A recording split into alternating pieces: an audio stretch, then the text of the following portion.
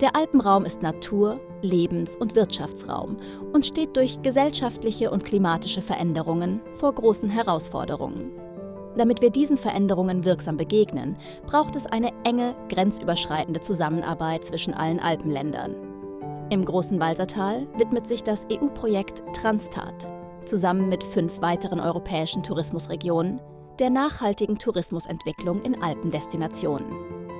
Der Klimawandel ist sicher eine der zentralen Herausforderungen für den Tourismus im Alpenraum, aber es gibt weitere, vielzählige. Und das war eine zentrale Frage im Transtat-Projekt herauszufinden, was sind denn diese Herausforderungen. So sind zum Beispiel soziale Wandelfaktoren ganz entscheidend. Die Bevölkerung wird älter, das wissen wir alle. Die Bevölkerung wandert auch ab. Aber auch zum Beispiel wirtschaftliche Faktoren wie Fachkräftemangel im Tourismus ist sehr entscheidend. Die Vorteile von Transtat, was uns groß gebracht hat, war einfach auch die Vernetzung von vielen Akteuren im Tal, dass die wirklich alle zusammengekommen sind von unterschiedlichen Gebieten. Also aus meiner Sicht kann nachhaltiger Tourismus nur dann funktionieren, wenn man die Leute vor Ort abholt. Wenn man fragt, wo sie hinwollen. Weil nur so können dann Maßnahmen entstehen, die von allen mitgetragen werden. Und ich glaube, da konnte man ganz viel sehen, dass man viele Fehlentwicklungen, die in anderen Regionen passiert sind, bei uns nicht passiert sind.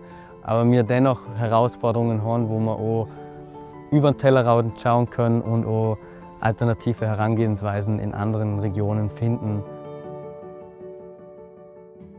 In der Steiermark zeigt ein anderes Pionierprojekt, wie Wirtschaft und Gesellschaft eine nachhaltige Waldwirtschaft im Alpenraum fördern können. Dies geschieht durch einen Erfahrungsaustausch zu Pilotaktionen aus 5 Alpenstaaten. Das Interreg Alpen Space Projekt Forest Eco Value beschäftigt sich mit der Sichtbarmachung und der Angreifbarmachung von Ökosystemdienstleistungen des Waldes. Für wen sollen sie sichtbar gemacht werden? Vor allem für die Gesellschaft und auch für die Waldbesitzer, die da drinnen agieren, aber auch für die Industrie, die einen wesentlichen Beitrag eben dazu leistet, um diese Finanzierung der Ökosystemdienstleistungen sicherzustellen. Ökosystemdienstleistungen kann die klassische Holzbereitstellung sein. Wir gehen aber darüber hinaus. Das heißt, wir schauen uns an, welchen Wert hat Biodiversität in den steirischen Wäldern, welchen Wert hat aber auch zum Beispiel die Umstellung auf eine kontinuierliche Waldbewirtschaftung, eine Dauerwaldbewirtschaftung im Hinblick auf den ökonomischen und ökologischen Nutzen des Waldes.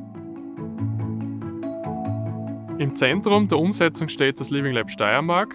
Das heißt, wir haben circa in der Mitte des Projekts begonnen, diese zentrale Umsetzungsphase zu starten. Das Projekt Forest Eco Value bringt für die Holzindustrie und auch für die ganze Holzbranche einige Vorteile. Fangen wir beim Waldbesitzer, bei der Waldbesitzerin an. Hier wird eben unterstützt, dass KleinwaldbesitzerInnen mehr Einnahmen für die Waldbewirtschaftung bekommen, dass die in die aktive Waldbewirtschaftung stärker eingebunden werden. Gleichzeitig bedeutet es aber auch, dass das Thema Ressourcenbereitstellung für die Holzbranche, die ja immer diese Ressource braucht, auch adressiert wird, weil ja durch die aktive Waldbewirtschaftung das auch ermöglicht wird, dass nicht nur zum einen Ökosystemleistungen natürlich wie in diesem Projekt behandelt werden, sondern auch, dass dadurch die aktive Bewirtschaftung und die Nutzung von Holz vorangetrieben wird.